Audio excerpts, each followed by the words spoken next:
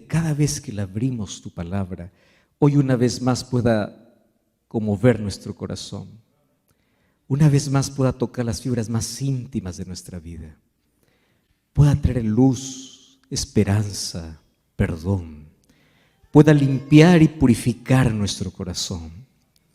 Y esta noche tu palabra, como espada viva, como espada de dos filos, pueda cortar todo lo malo de nuestra vida, como también pueda darnos el poder para deshacer y enfrentar todas las artimañas del maligno.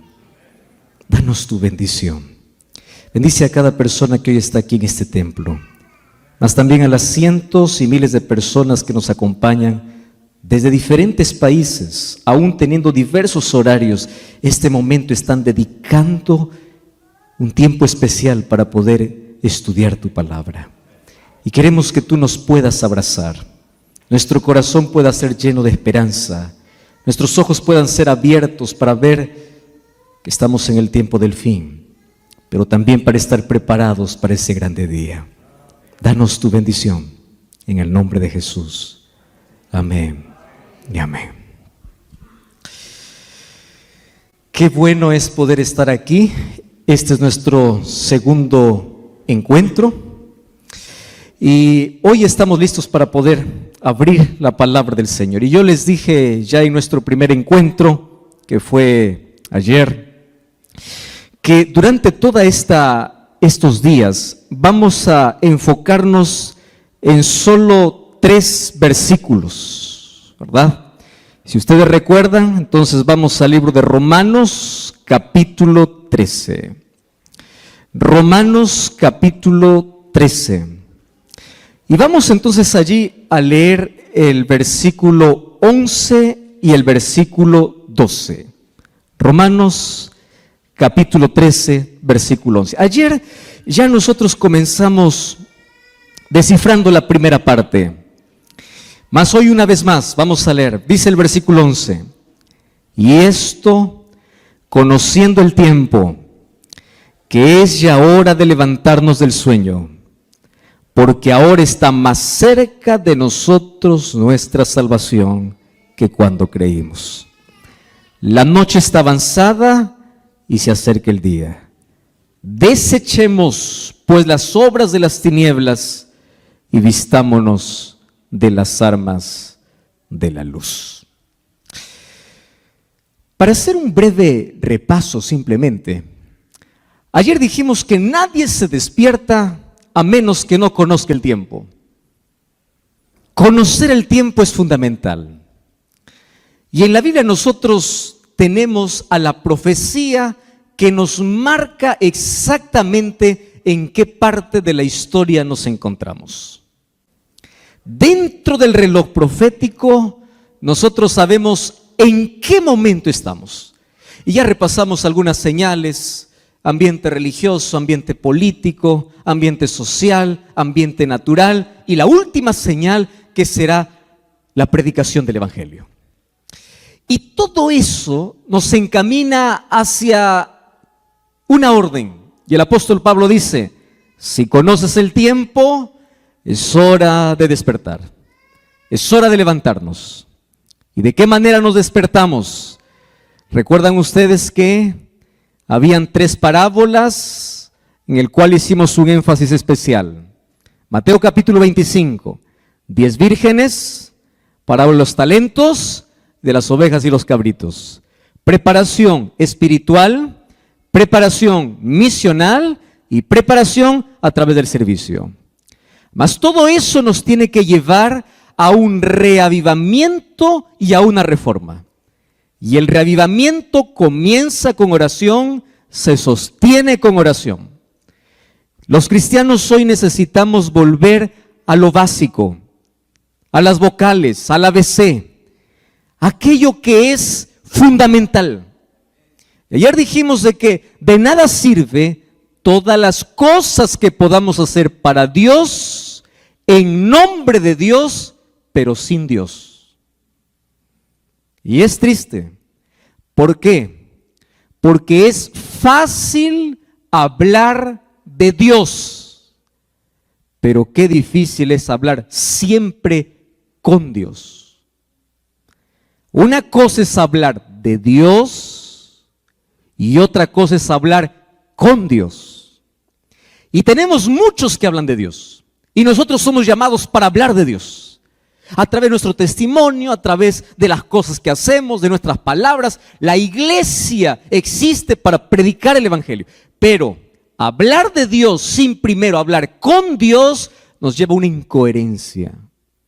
Entonces cuando vamos a la gente y le decimos, ven, Jesús transforma la vida, él viene y me mira y dice, ¿qué vida? Vamos a la gente y decimos, ven, Jesús te da paz, pero la gente te ve turbada. Vas a la gente y te dice, ven, porque Jesús es alegría, y tú estás amargado. Entonces, ¿qué tipo de evangelio? ¿Qué cosa estamos dando a las personas? Entonces, despertar del sueño representa un reavivamiento, y ese reavivamiento trae una reforma, porque obviamente cuando cambia la mente, cambian los hábitos, cambia lo externo. Y dijimos que lo peligroso es que hoy estamos tan preocupados solamente en el maquillaje espiritual, menos en un cambio real.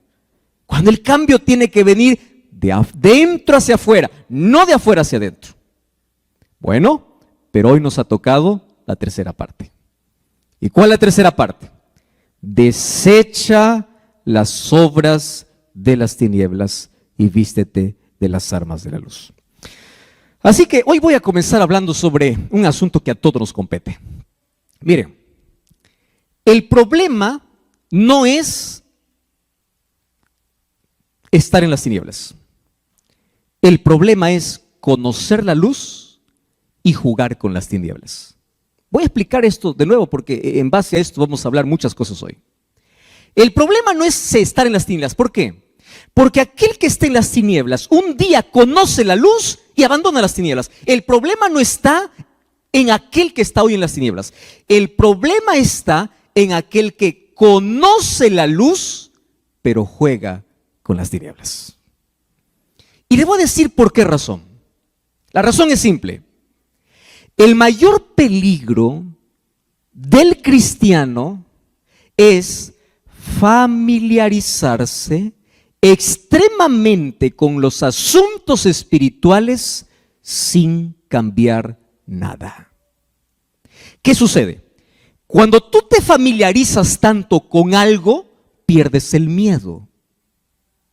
Yo no sé si ustedes recuerdan la primera vez que ustedes tomaron un automóvil. Yo recuerdo aquella primera vez. Vamos a aprender a manejar. Ahí estaba. Primero alguien me acompañó, me dio todas las indicaciones, vas a hacer esto. Y uno comienza, ¿verdad? Despacito allí, el timón con miedo y respeta todas las señales, ¿no? Todo. Genial. Eso es hasta que aprendas, ¿verdad? Una vez que aprendas ya no te da tanto miedo, porque te familiarizas. Y cuando pierdes el miedo, muchos de los accidentes justamente ocurren por mucha confianza, exceso de confianza. Aquí te dice manejar, bueno, yo voy a hablar en el lenguaje que yo conozco, aquí son millas, pero allá 80 kilómetros por hora, aquí 80, yo puedo manejar 120, ¿no? Puedo, ¿por qué? Autoconfianza. Cuando te familiarizas demasiado, tú confías mucho. ¿Qué sucede? Eso sucede en la iglesia en el asunto espiritual. ¿Hay que orar? Sí, hay que orar. Dime un concepto de oración. Conoce todos los conceptos de oración.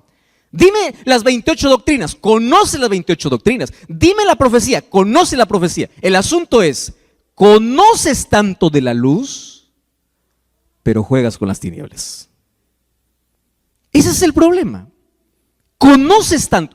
¿Y saben qué cosa es lo triste? Hoy tenemos probablemente un fenómeno que hay gente que conoce de reglas, gente que conoce de normas, gente que conoce de doctrinas, gente que conoce de profecías, pero gente que no conoce a Jesús. Conoce de todo, menos a Jesús. Tiene tanto conocimiento. Entonces el problema es que cuando tú te familiarizas tanto con un asunto sin cambiar, hay una palabra que a mí me da mucho temor, y es la palabra insensibilidad. ¿Y saben qué cosa es lo que yo entendí? cuando yo veo el libro de Apocalipsis y el mensaje que Cristo da para las iglesias, el corazón más duro no está fuera de la iglesia. El corazón más duro está dentro de la iglesia. Tanto así que cuando Jesús dice, he aquí yo estoy a la puerta y llamo, ese texto bíblico no se aplica a aquel que está afuera. Ese texto se aplica a la iglesia. ¿Dónde está? Aquí estoy a la puerta y llamo. Apocalipsis 3:20. Apocalipsis 3, ¿de qué habla? Un mensaje a las 7 iglesias. ¿Para qué mensaje era? He aquí yo estoy a la puerta y llamo. Para la última iglesia. ¿Cómo se llama la última iglesia? La Odisea. ¿Quiénes forman la iglesia de la Odisea? Nosotros. Entonces, el llamado no es de Jesús a aquel que anda en las tinieblas. He aquí yo estoy a la puerta y llamo. No, no, no. He aquí yo estoy a la puerta y llamo, es aquel que conoce la luz, sabe de la luz, pero Cristo sigue fuera. ¿Y saben qué es lo triste? Cuando uno se acostumbra a escuchar la voz de Dios sin hacer nada para cambiar, ¿sabes qué pasa? Sucede más o menos como cuando tú te vas a trabajar al campo. Yo no sé cuántos de ustedes conocen la vida del agricultor. Yo crecí en la agricultura porque mi padre fue agricultor. Conozco muy bien el proceso de la siembra hasta la cosecha, el sacrificio que hay que tener para sacar un grano de arroz. Imagínalo, para sacar una papa, un tomate, todo ese proceso. Pero si tú tocas la mano de un agricultor, tú vas a ver que la mano del agricultor es una mano áspera, dura, pero no se volvió dura de la noche a la mañana. Fue un proceso. Aquella mano áspera y dura un día fue mano suave. Pero ¿qué cosa hizo que se endurezca? Todos los días haciendo lo mismo. Pala y machete y barreta y pico y todos los instrumentos que se usan. Entonces la primera vez duele. Escucha lo que estoy diciendo. La primera vez duele. La primera vez toca tu corazón. Duele. Y tú dices quiero cambiar. Pero tú insistes en las tinieblas. Y de allí sigue y sigue y sigue. Hasta que llega a endurecerse. Y esto es lo preocupante. El corazón más duro está dentro. ¿Por qué? Porque cada vez que va al templo, a veces dice, ¿quién va a predicar? Fulano de tal. Ya. Ese sermón ya lo escuché. Ese tema ya sé. ¿Te acuerdas tú la primera vez que escuchaste un mensaje? Te emocionaste, lloraste. La segunda vez, más o menos. Tercera vez, ya no. Cuarta, no te duele. Entonces, si es que Dios te brinda luz, es para que camines en la luz. Y una de las cosas lindas que entendí es que Dios jamás deja en tinieblas a aquel que ama la luz. Por eso es que yo conozco personas, durante estos días he conocido lindas historias de personas que decían, pastor, yo estaba en una iglesia, pero alguna cosa faltaba y yo quería conocer más. Y yo le digo, mira, jamás Dios deja sin luz a aquel que ama la luz. Entonces la palabra llega. El problema está para aquel que conoce la luz, pero prefiere las tinieblas. Ese es otro asunto. Y aquí el apóstol Pablo dice así, conoce el tiempo, despierta del sueño y desecha las tinieblas, desecha las obras de las tinieblas y vístete de la luz. Y aquí voy a decir otra verdad realmente impresionante. Y yo quiero que estén bien sentados porque si alguien está mal parado se va a caer. Miren aquí. El problema no es ser pecador. ¿Por qué digo que no es un problema? Porque para el pecado hay solución. ¿Quién es la solución? Cristo.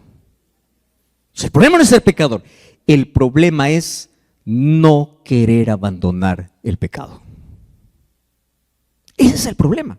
El problema no es tener la herida. El problema es rechazar la medicina. Ese es el problema. Ahora, ¿qué cosa sucede? Satanás es astuto, es inteligente, él es, y además es cobarde. Él nunca se presenta como él es. Él se esconde de lo más bonito y él ataca siempre los sentidos. Y él sabe de los 5 sentidos cuál es el que tú lo tienes más débil. Algunos son los ojos, otros son los oídos, otros es el gusto, otros son las manos, otros es el olfato. Y Satanás dice, ¿cómo es que yo puedo hacer que este que conoce la luz pueda jugar conmigo un ratito? Sentidos. ¿Cuál es el sentido que tiene más débil? Y él dice, y él no está probando, él sabe que cada pez tiene una carnada diferente. Entonces, la tentación para mí es diferente a la tentación para ti. Cada uno tiene una inclinación diferente. La Biblia eso lo llama concupiscencia o la inclinación que el ser humano tiene. Y Satanás viene para tentar. El problema no es la tentación, el asunto es si cedemos o no cedemos a la tentación. Y para ello, el problema que tenemos es que no hemos aprendido a educar nuestros sentidos. ¿Quieren para hacerles un ejemplo práctico? Práctico, ¿eh? No comas eso, te hace daño. Ah, pero el gusto es superior, ¿no? ¿Cómo lo disfrazas? Pues ya lo hay que morir. Y le mandas. Eso no veas, te hace daño. Ah, pero es mi vida. Eso no toques, eso no frecuentes, no vayas allí. Pero el ser humano justifica y cada vez debilita y debilita y debilita más sus sentidos. Y cada vez que cedes es más o menos como un clavo. ¿Lo has visto? Cuando tú comienzas a martillar un clavo, si ese clavo ante tanto martillazo se mantiene en pie, pues se va derecho. Pero si ese clavo ante tanto martillazo se dobla una vez, puedes enderezarlo. Pero recuerda que ante el próximo golpe es más fácil que se doble de nuevo. Y si se dobla 2 veces, a la tercera ya no se dobla. A la tercera se quiebra. ¿Y a dónde van los clavos quebrados? A la basura. Satanás conoce muy bien cómo hacer para tentar. Y él no pierde tiempo. Él dice, ¿qué cosa es lo que le gusta? Y ahí aparece con todas sus propuestas. Y Satanás apenas quiere un espacio, quiere algo pequeño en la vida. Él no quiere un cuarto en tu casa, él quiere apenas 10 centímetros. Entonces mira, escúchame aquí, todos somos pecadores, pastor, sí, todos somos. Yo soy pecador, soy, tú también. Todos somos pecadores. Delante de Cristo no existe encargo, no existe función, no existe que el pastor está aquí, que el líder está aquí, que el anciano está aquí. No, todos somos pecadores. Pero ojo con lo que te voy a decir ahora. El problema del pecado no está en que seamos pecadores, está en que el ser humano se aferra donde no debe. Hay solución para el pecador. Lo que no hay solución es para aquel que se aferra al pecado. Y allí comienza la justificación, ¿no? Dios me ama como soy. Es muy bonito decir eso, y es verdad. Dios te ama como eres. Nunca lo dudes de eso. Puedes caer 10,000 veces y el amor de Dios va a seguir intacto. Pero hay un problema. Dios te ama a ti, no lo que haces. Y si realmente tú te bañas de la gracia salvadora de Jesús, el Dios que te ama es el Dios que te transforma. Porque como dije ayer, Dios te acepta como llegas, pero no te deja como estás. Puedes llegar como el pródigo, andrajoso, pero cuando llegas a Él sí te cambia el vestido. Él te transforma. Y Satanás, ¿qué cosa busca? Ensuciarnos para ceder y ceder y ceder. Esa figura la encontramos desde Faraón. Un día cuando Moisés dijo, el pueblo necesita ir a adorar, Faraón dijo, vayan solo los muchachos, o dejen sus muchachos, vayan solo los adultos. Y ahí me encanta porque en el libro de Éxodo capítulo 10 versículo 26, Moisés le mira a Faraón y le dice así, no te equivoques, Faraón, nosotros vamos a adorar a Dios, vamos con nuestras mujeres, con nuestros hijos, vamos con lo que tenemos. Aquí en Egipto no quedará ni una pezuña. ¡Qué valentía! Eso significa, contigo no hay negociación. Si nosotros tuviésemos esa valentía para decir al diablo, contigo no negocio, para ti no queda ni una pezuña, no significa que dejas de ser pecador. El asunto es que cada vez que viene a tentarte, tú no te aferras al pecado. ¿Están entendiendo? Todos somos pecadores. El problema es aferrarnos. Desechemos pues las obras de las tinieblas. ¿Y por qué tenemos que desechar? Alguien puede preguntar, pastor, ¿y eso qué tiene que ver con los eventos finales, no? Porque durante esta semana estamos hablando sobre las cosas que ocurrieron en el tiempo del fin. No saben por qué. Porque es ahora que si no aprendemos a desechar las obras de las tinieblas, muy pronto vamos a pasar por una situación más complicada. Miren lo que dice el libro de Lucas capítulo 22, versículo 31 y versículo 32. Dice así: dijo también el Señor. Yo voy a pedir que ustedes lean la parte en rojo y yo voy a leer solamente lo que está en negrito. ¿Está bien? Dijo también el Señor: Simón, Simón, he aquí Satanás os ha pedido para zarandearos como a trigo, pero yo he rogado por ti para que tu fe no falte, y una vez vuelto, confirma a tus hermanos. ¿Saben qué cosa es lo que me llena de intriga de ese texto? Es que ante ese pedido Jesús no le dice: yo te libro del zarandeo. No. Jesús le dice: yo solamente oré para que tu fe no falte. ¿Qué quiere decir? Que el zarandeo es un asunto particular, especial, que todos los seres humanos vamos a pasar de dos maneras: de manera individual y de manera grupal. Así que déjenme explicarles hoy en qué momento el cristiano es zarandeado. En primer lugar, de manera individual, y luego en el tiempo del fin, que ya estamos en ese tiempo, nuevamente la zaranda se moverá y aquel que no es trigo, pues el viento se lo llevará. Entonces la pregunta es: ¿cómo yo puedo saber si soy trigo? ¿Cómo yo puedo mantenerme firme? Y ahí viene el complejo, ¿no? De la culpa. Es que yo soy pecador, es que yo soy débil, es que yo soy tentado, es que yo no puedo. Hoy vamos a entender un poquito cómo es el asunto del zarandeo. Yo quiero que ustedes entiendan, el asunto del zarandeo es la mayor realidad que cada día la iglesia vive. Una vez más, de manera individual está sucediendo ahora. Y de manera grupal va a suceder de aquí a poco. Justamente antes de que Dios derrame la lluvia tardía. Eso será nuestro tema del sábado. O sea, en la lluvia tardía ya estará seleccionado, ¿qué cosa? El trigo.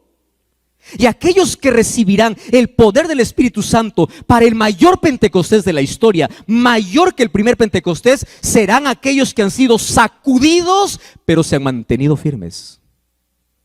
Porque el cristiano, antes de poder esperar o antes de poder ir al cielo, primero es sacudido para ver cuál es su intención, cuál es su motivación, qué tiene en el corazón. Porque es fácil ser cristiano y ir a una iglesia, tener la Biblia bajo el brazo y decir: amo a Cristo, aleluya, amén, gloria a Dios. Pero ¿qué sucede cuando viene la zaranda? ¿Qué sucede cuando viene el viento? ¿Qué sucede cuando viene el problema? ¿Dónde está tu fe? Y escúchame bien lo que te voy a decir ahora. Si tu fe no es capaz de sostenerte en los días más oscuros de tu vida, evalúa tu fe. Porque es la fe. Jesús nunca prometió que sus hijos nunca pasarían por problemas. El falso evangelio, ¿cuál es? Ven a Jesús, tus problemas acabarán. Eso es falso. Dios tiene poder para restaurar, sí.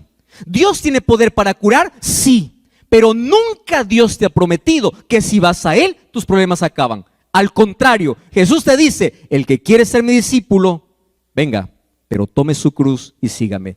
Y feliz es aquel que entiende que aunque el cristianismo tiene una corona al final de su carrera, antes de la corona, primero tiene una cruz para el camino. Ahora, ¿qué es el zarandeo individual? Aquí vamos a responder algunas preguntas. Primero, ¿quién produce el zarandeo?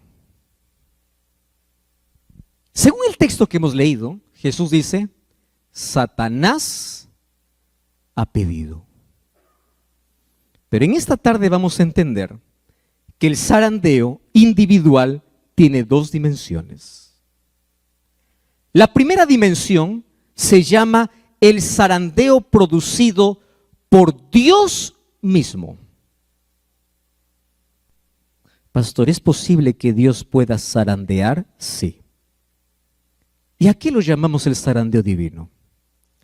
El zarandeo divino es el proceso por el cual Dios quiere hacer brillar su carácter en tu vida. Y lo voy a hacer en 2 ejemplos. Dice que una vez se le preguntaron a un joyero, ¿cuándo es que el oro es oro puro? Y el joyero respondió lo siguiente: cuando puedo ver mi rostro reflejado en el oro. Pero para que el oro pueda reflejar el rostro de aquel que lo tiene que pasar por un proceso. Y ese proceso se llama fuego. Cuando nosotros enfrentamos el fuego, existen 2 tipos de personas. Personas tipo oro y personas tipo leña. ¿Qué sucede cuando tú colocas leña al fuego? ¿Cómo termina ese pedazo de leña? Por más fuerte que haya sido, cenizas. ¿Qué sucede cuando colocas el oro en el fuego? Más fuego, más brilla. La pregunta es, ¿quién eres? ¿Oro o leña? Porque puede ser que en algunos casos nuestra fe se deshaga ante la primera prueba de la vida. Y quiero que sepas que la Biblia sí habla de que Dios sí prueba a sus hijos. Es bíblico.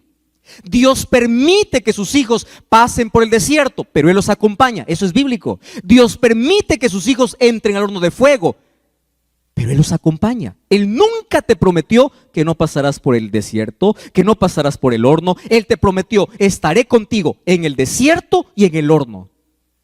Pero hay algo que no puede evitar: que tú pases. ¿Y por qué razón Dios quiere llevarnos allí?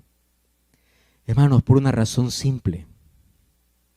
Porque hay tanta cosa que Dios quiere quitar de nuestro corazón y el ser humano no aprende a la buena. Quiero que ustedes entiendan esto. Y esto lo aprendemos desde niños. Dile a un niñito: no metas tu dedo allá en el enchufe. Mientras más le digas no, él tiene más ganas de meter. ¿Es así o no? Lo digo porque a mí me ha pasado. Es peligroso. Ay, pero quiero probar. ¿Por qué es peligroso? Claro, cuando crecemos ya no metemos el dedo al enchufe, pero metemos a otras cosas. Y comenzamos a jugar con el peligro. ¿Verdad? Ante los no parece que nosotros somos impulsados y queremos. Entonces, ¿qué cosa tiene que hacer Dios? Para salvarnos, a veces tiene que pararse como un padre y decir: eso no. Y si tú realmente me amas, yo voy a permitir, te voy a llevar al desierto, te voy a llevar al horno y vamos a pasar juntos. Pero quiero una cosa: que en el horno tú no te sueltes de mi mano. Yo prometo estar contigo, pero tú no te sueltes. No te sueltes. Entonces, cuando la gente dice: pastor, estoy pasando por crisis, problemas, enfermedad, dolor, conocí a Jesús y un problema tras otro, le digo: bienvenido al horno, pero no te sueltes, va a pasar. No es eterno, pero mientras pasa parece que es eterno. Pero aférrate, aférrate. ¿Y por qué razón?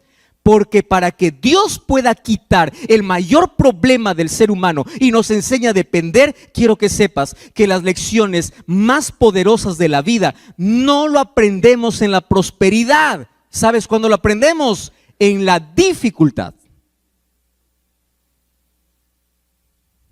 ¿Cuándo oras más tiempo delante de Dios? Cuando tienes todo, cuando no tienes nada. ¿Por qué? Porque así somos. Dios quiere arrancar el cáncer.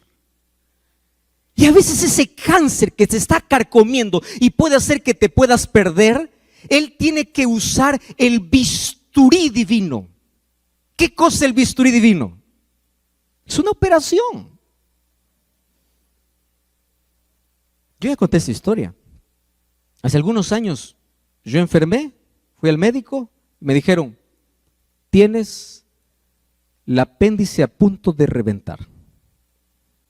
De aquí no sales, te vamos a operar. Me pusieron una anestesia primero. Y todos los que han ido ya a un quirófano, ¿no? Ve todos los cuchillos que le van a meter ahí. Yo lo llamo cuchillo, pero tiene su nombre, obviamente, ¿no? Todas las cosas. Ahí aparece el equipo médico, aparece la anestesiólogo, el anestesiólogo. Tranquilo, tú no vas a sentir nada. Imagínate que estás durmiendo y vas a despertar. Y gracias a Dios que me tocó un médico que era un ángel disfrazado de humano. Viene y me dice, no, esto no duele nada. Lo que va a hacer es algo pequeñito, me dice, chiquitito, nada más. Y uno pues no, empieza confiado, se deja y uno no sabe en qué momento duerme. Y de pronto tú despiertas y no sabes ni dónde estás. Solamente sabes que estás cubierto, ves a otro que está en la misma condición que tú y tú reaccionas y dices, ¿morí o estoy vivo?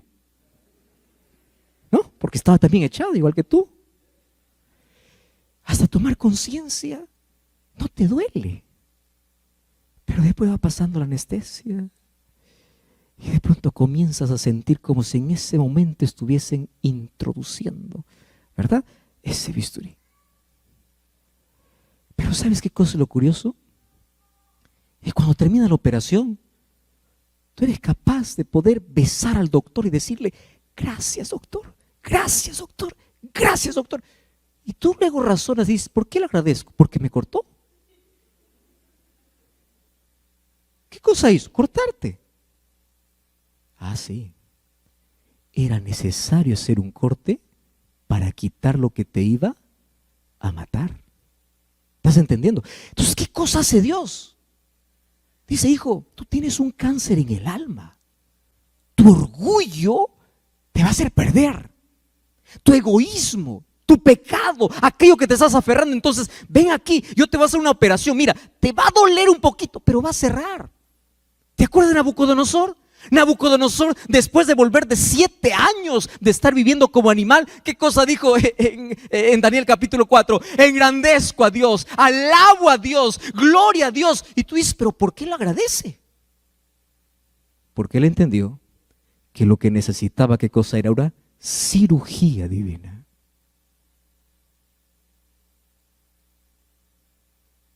Entonces, la primera fase del zarandeo individual, ¿en qué consiste? En que las pruebas son necesarias. Entonces, cuando te vaya así todo mal, parece que Dios no te escucha. ¿Viste? Aquella sensación que el ser humano tiene, ¿no? Pastor, Dios ya no me escucha. Y a mí me duele. ¿Sabes por qué? Porque yo también lo he sentido. Llega un momento en la vida en que te va mal y mal y mal y mal y parece que oras y Dios parece que está en silencio, en silencio. Y ahí aprendí una cosa: el cristiano aprende a vivir no confiando en lo que siente, sino aprende a vivir confiando en las promesas de Dios. Porque si tú solamente dices, no siento, yo no imagino a David escribiendo Salmo 23 así: cuando ande por el valle de sombra y de muerte, yo sentiré que tú estás conmigo. No. Él dice así: cuando ande por el valle de sombra y de muerte, no temeré, porque tú estás. Aunque no lo sienta, tú estás. ¿Es eso la fe? La fe no es sentir, la fe es creer. Entonces, cuando pases por el bisturí, cuando pases por el fuego, cuando pases por el desierto, no esperes sentir, cree, Dios está. ¿Y qué cosa es el zarandeo? Mi fe se fortalece en el dolor, mi fe se fortalece en la prueba. No es que ante el primer problema, ya caigo, ya me desanimo, ya me voy a dar la vuelta a Dios, ya doy la espalda a Dios. No. El zarandeo individual hecho por Dios tiene que ver para probar cómo está tu fe. Te voy a hacer un ejemplo bien práctico para que me entiendas mejor. ¿Recuerdas tú al joven rico? El joven rico un día se acercó a Jesús y le dice: maestro bueno, ¿qué haré para heredar la vida eterna? Y Jesús lo zarandea. ¿Cómo lo zarandea Jesús? Le dice así: primero, ¿por qué me llamas bueno? Bueno solo Dios, reconozco que yo soy Dios. Y luego cambia, le dice solamente maestro. ¿Qué voy a hacer? ¿Los mandamientos guardas? ¿Y qué cosa respondió el joven? Muy bien.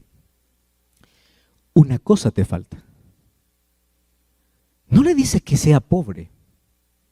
Lo que le dice es, colócame a mí, o coloca a Dios en primer lugar por encima de tu riqueza. ¿Por qué? Porque este joven se aferraba a sus riquezas, que él podría hacer todas las cosas correctas mientras no le toquen su dinero. Ahora, ¿sabes? Esto es muy fuerte lo que te voy a decir. Muchas personas se perderán por sus defectos, pero miles de personas se perderán por sus virtudes. Pastor, ¿cómo es esto? Explíqueme mejor. Te voy a explicar así. ¿El joven rico era buen ciudadano? ¿Sí o no? ¿Guardaba los mandamientos? ¿Sí o no? ¿Tenía interés en la salvación? ¿Sí o no? ¿Era un hombre virtuoso? ¿Sí o no? Muy bien. ¿Cómo acabó? Porque hay personas que piensan que es suficiente guardar los mandamientos, aun cuando en mi vida otra cosa ocupe el lugar de Dios. Y aún así no guardaba los mandamientos, porque por encima de Dios, ¿qué cosa estaba? Su riqueza.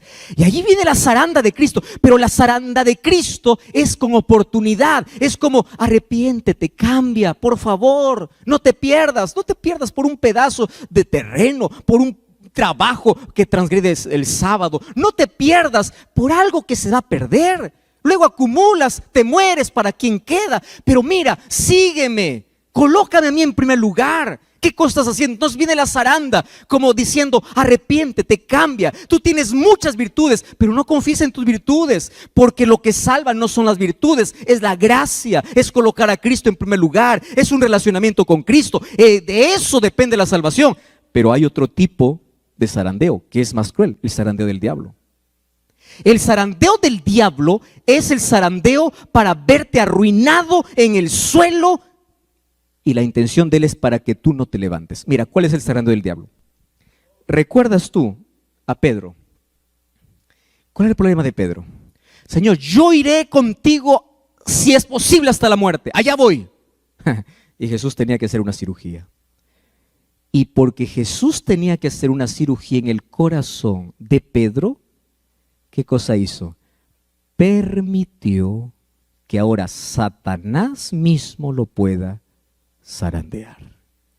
Por eso es que le dice, mira Pedro, Satanás me ha pedido, pero yo he orado por ti, para que tu fe no falte. ¿Cómo fue la zaranda? El orgullo. Yo, Señor, yo. Tú estás equivocado, todos se escandalizarán, menos yo. Yo voy a estar contigo hasta la muerte. Hasta que llega un momento en que Jesús sale del Getsemaní, y allí vienen todos para prender a Jesús. Y lo primero que hace Pedro, ¿qué cosa es? Sacar la espada, defender a Jesús y quitar la cabeza a alguien. Saca la espada y todo lo que consigue es cortar una oreja. Y cuando corta la oreja, yo imagino, porque ustedes saben que un orgulloso cuando hace algo quiere que todo el mundo le aplauda, ¿no? Yo imagino que Pedro estaba diciendo, ¿viste lo que hice por ti? Una oreja es algo, algo es algo, ¿no? ¿Me vas a aplaudir o no? ¿Cómo es el asunto ahora? Y Jesús, en lugar de aplaudirle, le mira y le reprende. Pedro, guarda tu espada. Lo que tú has hecho no está bien. Eso no es correcto. ¿Sabes qué se llama eso? Herir el orgullo. O sea, lo que yo hago no vale nada. Ay, dile eso a un orgulloso. ¿Cómo duele? ¿Cómo duele? ¿Sabes qué pasó a partir de ese momento? ¿Sabe lo que dice el Espíritu de Profecía? Que allí Pedro vivió la mayor decepción. Mira la zaranda por donde comienza. Decepción. ¿De quién se decepcionó? De Jesús. ¿Cuánta gente sale de la iglesia por decepción? De Jesús. O sea, yo estoy por defenderle y él no me apoya, él me reprende. Y allí empieza a guardar el rencor. Y de allí, a partir de allí tú lo vas a ver a Pedro ya no cerca de Jesús. ¿Qué cosa dice? Jesús le seguía, Pedro le seguía a Jesús ¿cómo? De lejos. Se decepcionó. ¿Cuántas heridas tienes en tu corazón? Es que el anciano me dijo, es que el pastor me miró mal, es que fulano de tal no me saludó. Si supiera lo que me hicieron. Decepción. Y vas guardando cositas ahí en tu corazón, ¿no? Fulano y fulano, y piensas que todo el mundo está en contra de ti, hasta que llega un momento en que tú tienes que testificar de Jesús y en ese momento dices, yo no soy más, ya no más, no lo conozco, no lo conozco. Ay, ahí Satanás aprovechó para decirle, ya negaste, tú no mereces nada, ya estás hundido. Yo quiero decirles aquí un asunto interesante, hablando acerca del zarandeo. ¿Ustedes saben que existen 2 zarandeos? ¿Cuál es el segundo zarandeo? El primer zarandeo consiste en que aquel que está caminando no caiga. Entonces aquel que pasa por las dificultades sigue caminando, llora, grita, pero sigue caminando y no cae. ¿Correcto? Entonces pasa el primer zarandeo. Pero el segundo zarandeo es más complicado. El segundo zarandeo está para aquel que cayó. Y aquí entra la parte más bonita.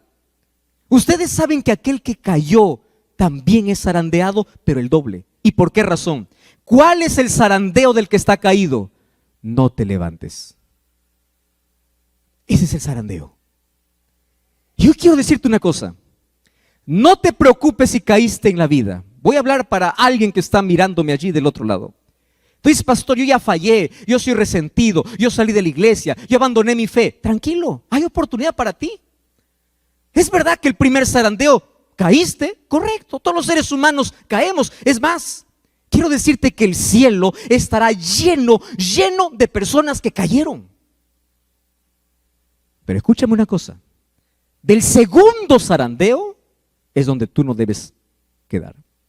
Y el segundo zarandeo consiste en que tú debes eliminar de tu cabeza la voz del diablo que te dice, vas a volver a caer, no vuelvas, no insistas, ¿para qué? Tú no sirves para ser cristiano, no vuelvas a la iglesia porque todos te van a mirar mal, no vuelvas a la iglesia porque tú eres un miserable, no vuelvas a Jesús porque tú ya te hundiste en la vida, tú no mereces el perdón de Dios, Dios dejó de amarte. Ese es el segundo zarandeo, porque el diablo al que está caído, él no se contenta con verlo caído, él se contenta cuando el que está caído dice, me rindo, desisto. Allí perdió su batalla el diablo, o allí ganó su batalla el diablo. Tú sabes que al diablo le interesa que el cristiano caiga, sí le interesa, pero más le interesa que el cristiano que cae no se levante. Porque la victoria de Satanás no está en hacer caer.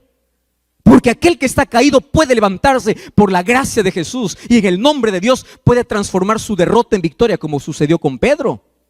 Pedro lloró, se arrepintió, se levantó, fue discípulo de Jesús, el mayor predicador. 3,000 personas en el Pentecostés se bautizaron por su mensaje. El apóstol murió por Jesús porque después de su caída se levantó. El problema no son las caídas, el problema es que cuando tú estás caído no te levantes. Y el mayor trabajo del diablo es mandar sus demonios, es mandar gente, es mandar incluso tu familia para decirte, ya no te levantes, tú no mereces, tú ya caíste, tú ya fuiste demasiado lejos. Porque la segunda zaranda lo hace el enemigo para hacerte, para que estés caído, pero el Espíritu Santo aparece, levántate, levántate, levántate. Estoy hablando para alguien que hace mucho tiempo está escuchando la voz de Dios. Vuelve, regresa. Es el Espíritu Santo usando un predicador, usando un libro, usando este medio de comunicación. Es el Espíritu Santo hablando a tu corazón. Vuelve, levántate, porque Satanás no está tranquilo. Satanás no está feliz solo porque caíste. Satanás estará feliz cuando tú digas, yo no sirvo para ser cristiano, y te quedes allá afuera. Allí será la mayor victoria de Satanás. Pero mientras te caes y levantas, habrá oportunidad para ti. Habrá. Entonces el zarandeo de manera individual tiene que ver con un zarandeo que uno puede ceder ante una debilidad, puede caer, pero el segundo zarandeo está en si me quedo o me levanto. Y aquel que se levanta vuelve nuevamente a ser trigo, vuelve nuevamente a los brazos del Señor, vuelve nuevamente. ¿Sabes qué? Para decirlo de manera más didáctica, Satanás usa 3 Ds para poder destruir al ser humano. Primera D, duda. Repite conmigo. ¿Cuál es la primera D que usa el diablo para destruir? Duda. Segunda D, desánimo. ¿Cuál es la segunda D? Desánimo. Y tercera D, desiste. Desistir. Ya me caí, Yo no puedo luchar con este pecado. Yo siempre caigo. Levántate. La vida es de caídas y levantadas. Y en una de esas, vístete de la gracia de Cristo, aférrate a Cristo, no abandone el pecado y dile: Señor, yo no puedo, yo soy débil, pero tú puedes hacer lo que yo no puedo. Y el Señor va cambiando, va transformando tu carácter, tu vicio, tu problema, tu gusto, tu preferencia. No hay nada que Dios no pueda cambiar. El asunto es que no te quedes allí, porque de ese primer zarandeo tú puedes levantarte y convertir tu mayor derrota en tu mayor victoria. Claro que puedes. Porque ¿qué sucede? A aquellos que no están preparados para eso, va a venir un segundo zarandeo. Y ese zarandeo es el zarandeo en conjunto para toda la iglesia. ¿Saben cuándo ocurrirá esto? No es que ocurrirá, ya está ocurriendo.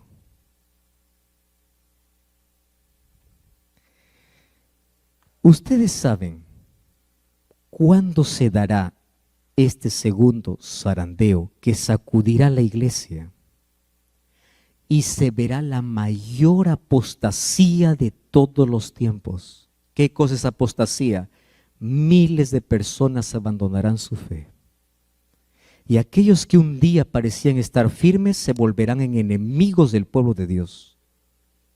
Pero saben, yo encontré un texto que a mí me impactó mucho y dice así: aquellos que caerán en el zarandeo serán aquellos que tuvieron una experiencia superficial con Dios. Por eso es que yo insisto desde ayer, 40 años en la iglesia no significa nada a menos que tú no pases tiempo con Dios. Y acá hay una frase que quiero que se te quede en la cabeza. Cristianismo no se cuenta los años que estuviste en la iglesia, sino el tiempo que pasaste con Dios. Eso es cristianismo. Entonces, aquellos que no tienen una experiencia real y profunda, caerán en conjunto. Ahora estamos hablando en conjunto. ¿Cuáles son las cosas por las cuales caerán? A mí me encanta porque dice que cuando el creyente ora, los ángeles vienen para poder levantarlo. Pero antes de la lluvia tardía, antes del fuerte pregón, vendrá la zaranda más fuerte sobre toda la iglesia. Ahora estamos viviendo un poco de eso. Ustedes saben que hay personas que están esperando un pretexto para dejar la iglesia. Y quiero decirles una cosa. COVID-19 ya nos enseñó, nos dio un adelanto de lo que va a pasar. Iglesias de 300 miembros, ahora solo hay 100. ¿Dónde están los 200? Estaban esperando solo una oportunidad.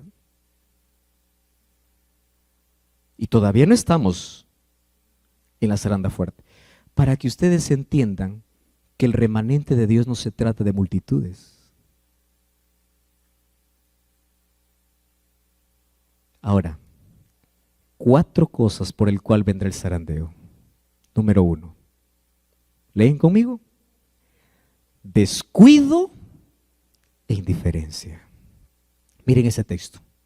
En el zarandeo, algunos fueron dejados al lado del camino.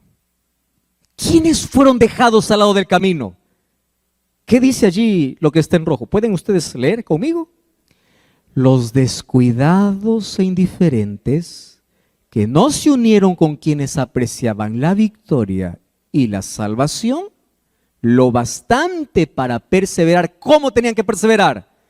Orando angustiosamente por ellos, no lo obtuvieron. ¿Qué no obtuvieron? La victoria. Y quedaron rezagados ¿dónde? En las tinieblas. Y esta es la parte que más duele, ¿verdad? ¿Qué cosa dice? Y sus sitios fueron ocupados por otros que se unían a las filas de quienes habían aceptado la verdad. Ustedes saben por qué el cielo estará lleno de sorpresas. Porque en el cielo buscaremos a gente que creíamos que ya está salvo y no estará. Y en el cielo encontraremos a gente que ni imaginamos que se salvaron. Y estarán allí. Pero esto no es para alguien que está escuchando, entonces yo espero el último momento. Espera un momento ahí. Tú estás dando cuenta por cada oportunidad que desperdicias la salvación. En el tiempo final, otros ocuparán los lugares de aquellos que no soportan, ¿qué cosa? La zaranda, el zarandeo. Y ahora fíjate, ¿cuál es la primera razón por la cual muchos en este zarandeo van a mostrarse no como trigo, sino como vano? Yo no sé si ustedes entienden la figura de la zaranda, ¿no? La zaranda, ¿qué cosa es la zaranda? La zaranda es un instrumento que se usa para poder separar el trigo de todo lo que no es. Puede ser vano, puede ser solo fruto o la espiga no dio fruto. Los que sembramos o los que conocemos del arroz, existe un asunto que no es la zaranda, sino es ventear, cuando después de poder cosechar, colocas en una carpa todos los granos y comienzas con alguna cosa a ventear. Es el viento que lleva todo lo que no es grano. Entonces sucede en la iglesia lo mismo. Van a venir tempestades. Y ustedes van a escuchar de aquí a poco tempestades dentro de la iglesia. Y personas que estuvieron allí mirando solo al anciano, mirando al pastor, se van a decepcionar. Porque las personas no aprendieron a mirar a Jesús. Las personas por descuido, indiferencia, serán llevados por el viento. Número 2. ¿Qué cosa dice? Persecución y ley dominical. De esto vamos a hablar un poquito mañana, pero apenas un adelanto. Todos los que me siguen, dijo Jesús, padecerán persecución.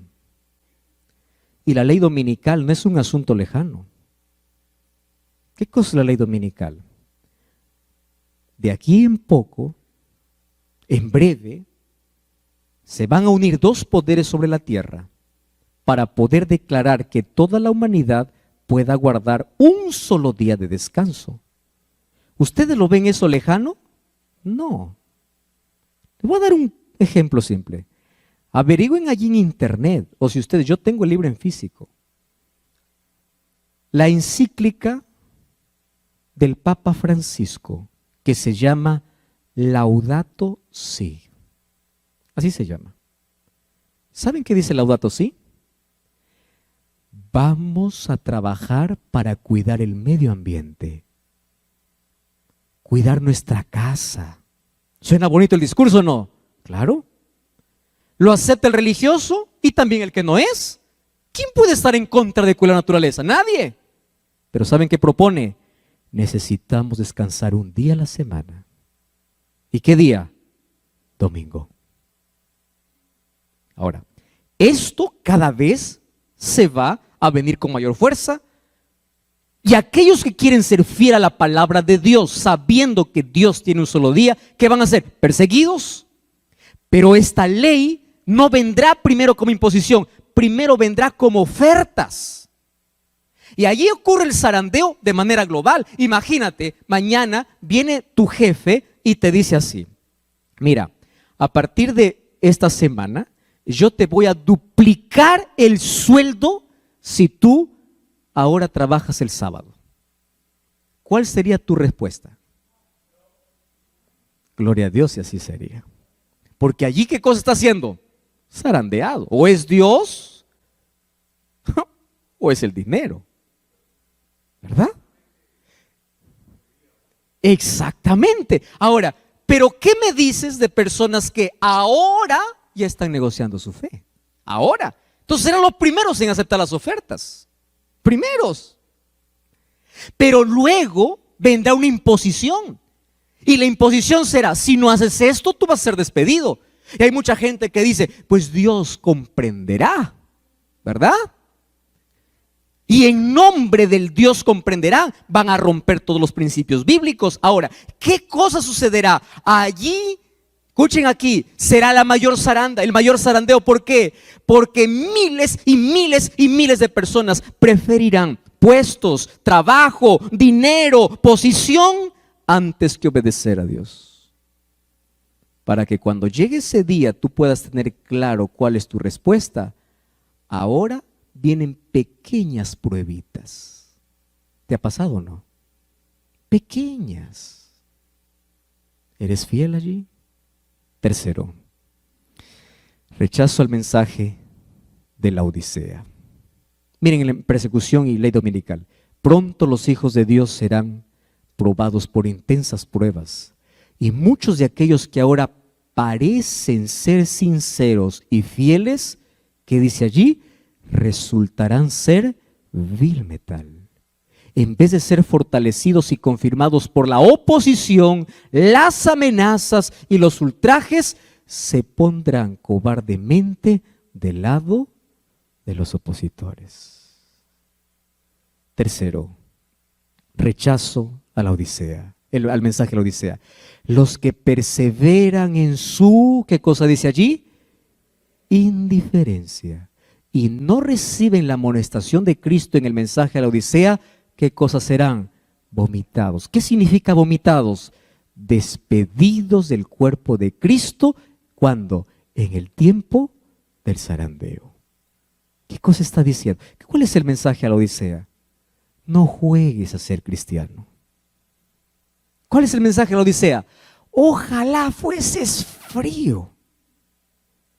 O eres caliente, pero no eres ni frío ni caliente. ¿Qué cosa eres? Tibio. Estás en medio. Dices una cosa, haces otra cosa. El sábado vienes a la iglesia, cantas al Señor, con esa misma boca que alabas al Señor, el domingo estás insultando. Estás maltratando. Tibio. Rechazo el mensaje por la indiferencia. El asunto es que se acostumbraron a escuchar tantas veces el mensaje de Dios y lo peor es que ellos se conformaron con su estado espiritual. Hay gente que se conforma. Así será, pues. Así. Así moriré, pastor. Así. No hay cambios. Finalmente, fíjense lo que dice aquí. Conocimiento superficial. ¿Qué es conocimiento superficial? En lo porvenir, las supersticiones satánicas, ¿qué cosa dice? Cobrarán formas nuevas. El error será presentado de un modo agradable y halagueño. Falsas teorías revestidas de luz serán presentadas al pueblo de Dios. Así procurará Satanás engañar a los mismos escogidos si fuera posible. Eso dijo Jesús en Mateo 24.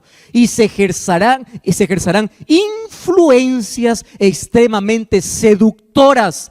Y esa frase hay que tener en cuenta. ¿Qué dice? Se hipnotizarán las mentes. ¿Saben que eso ya se está cumpliendo hoy?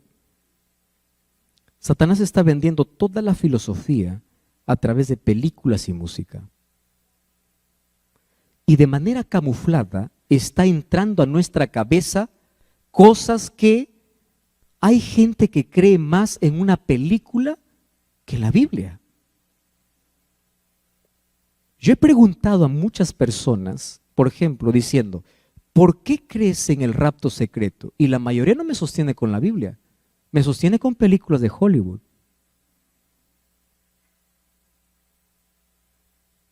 ¿Y saben qué cosa es lo triste? Que las personas que no están fundamentadas en la palabra, porque no tienen un conocimiento profundo, sino superficial, son personas vacías. Y a mí me preocupa porque incluso dentro del pueblo de Dios existen personas que dicen así. Así dice el pastor. Así dice la iglesia. Así dice el anciano. Eso me preocupa porque nuestra palabra tiene que ser así dice Jehová. Así dice la Biblia. No es lo que diga alguien. Lo que diga alguien tiene que confirmar lo que la Biblia dice. Pero hay tantos grupos hoy que se desunen a la iglesia. Que este color, que así, que el peinado así, que la caminada así, que el rostro así, que esto así, esto no me gusta, que esto sí me gusta. ¿Quién dice? Así dice el pastor fulano, así dice el pastor. No. Así dice la palabra. Si tu preferencia o lo que dices no está basada en la palabra, pues... Y una de las cosas tristes es que hoy nuestras Biblias están cerradas. No estoy hablando dentro del mundo secular, dentro del propio pueblo de Dios. Qué tristes que cristianos apenas leen el versículo que se da en el culto divino y la Biblia se mantiene cerrada por 7 días más. Queridos, va a llegar un momento, y ese momento comenzó. Dios está, ¿cuándo? Ahora, zarandeando a su pueblo. ¿Por qué lo zarandea? Probando sus propósitos y motivos. Muchos serán solamente cual el tamo y no el trigo, por lo tanto no hay valor en ellos. Satanás obrará milagros para engañar, ensalzará su poder como supremo. Puede parecer que la iglesia está por caer, pero no cae, permanece mientras los pecadores de Sión serán zarandeados y arrojados fuera. La paja será separada del trigo precioso. Mucho cuidado, tú no eres el que hace el zarandeo, es Dios. Tú no puedes decir él es trigo y él es cizaña. No, eso es el trabajo de Dios, no es tu trabajo. Tu trabajo es aferrarte a Cristo para ser trigo. Esta es una prueba terrible y sin embargo debe ocurrir. Nadie sino aquellos que han estado venciendo por medio de la sangre del Cordero y de la palabra de su testimonio serán hallados con los que son leales a la verdad, sin mancha ninguna de pecado, sin engaño en su boca. Debemos ser despojados de nuestra propia justicia y vestidos con la justicia de Cristo. Por eso, ¿qué cosa dice Romanos 13? Desechemos las obras de las tinieblas. ¿Y qué dice? Vistámonos de las armas de la luz. ¿Qué cosa vestirse de las armas de la luz? Vestirse de la justicia de Jesús. Y esta noche quiero decirles, todos podemos caer. El apóstol Pablo decía, el que piensa estar firme, mire que no caiga. Nunca te escandalices por el error de tu prójimo. Nunca. Nunca apuntes con el dedo el pecado de alguien sin antes haber orado y conversado con él con amor. El que piense estar firme, mire que no caiga. La única manera de mantenernos en Cristo, y como dice el texto, nuestras victorias no son por nuestra capacidad, por nuestros títulos. Nuestra victoria no es por nuestra experiencia y nuestros años en la iglesia. Nuestras victorias son por la sangre del Cordero y de la palabra de su testimonio. No confíes en ti, ni tu experiencia, ni en tus grados, ni en tus títulos. Confía en la justicia de Jesús. ¿Saben? El libro de Santiago capítulo 4 versículos 7 y 8 dice así: someteos a Dios, resistid al diablo y él huirá de vosotros. Queridos hermanos, las pequeñas victorias que tengamos sobre el pecado cada día, pequeñitas, son aquellas que nos garantizan que ante las mayores pruebas nos seguiremos manteniendo de pie. Pero para soportar las pequeñitas necesitas una cosa: aférrate a Cristo. Vive para Cristo. Ustedes saben que el diablo se ríe del mejor orador, del mejor predicador, del mejor líder, del mejor pastor, del mejor que puede saber tanto, pero no tiene comunión con Dios. Nuestra garantía es vivir aferrado a Jesús. El cielo estará lleno de personas, no de personas perfectas. El cielo estará lleno de personas totalmente imperfectas, pero todas ellas reconocieron su debilidad y se aferraron a Jesús. aquel que reconoce su debilidad y se aferra,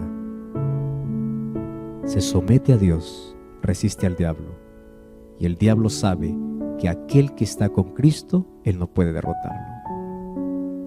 ¿Sabes qué es lo único que hace el diablo para hacerte caer? Primero tiene que separarte de Jesús. Y ojo con lo que te voy a decir. Separarse de Jesús no significa salir de la iglesia. No. Separarse de Jesús es dejar de orar, dejar de leer la Biblia. Hay tanta gente dentro de la iglesia que está separada de Jesús. Y cuando llegue todos estos momentos finales de la historia, que cada vez la crisis va a ser mayor, muchos caerán. Pero a mí me encanta la oración de Jesús. Pedro, María, José, Luis, Sara, Raquel, yo he orado para que tu fe no falte. Y esta noche yo quiero hacerte un llamado. ¿Y sabes cuál es mi llamado? Satanás va a poner toda distracción para que separes tus ojos de Jesús. Mi invitación esta noche es: vuelve a mirar a Jesús. Mira a Jesús. Solo en Él pon tu fe. Hoy probablemente estás mirando otras cosas, te estás distrayendo. Vuelve a Jesús. Vuelve a Jesús. Mira a Jesús. No mires lo que hace el pastor, ni lo que hace el líder, ni lo que hace fulano, no importa cuánta referencia sea, todos somos imperfectos. Mira a Jesús. Si no quieres hundirte como Pedro en las aguas profundas, no dejes de mirar a Jesús. Pero te voy a dar un consejo más. Si por cosas de la vida resbalas y caes, no te quedes caído, levántate.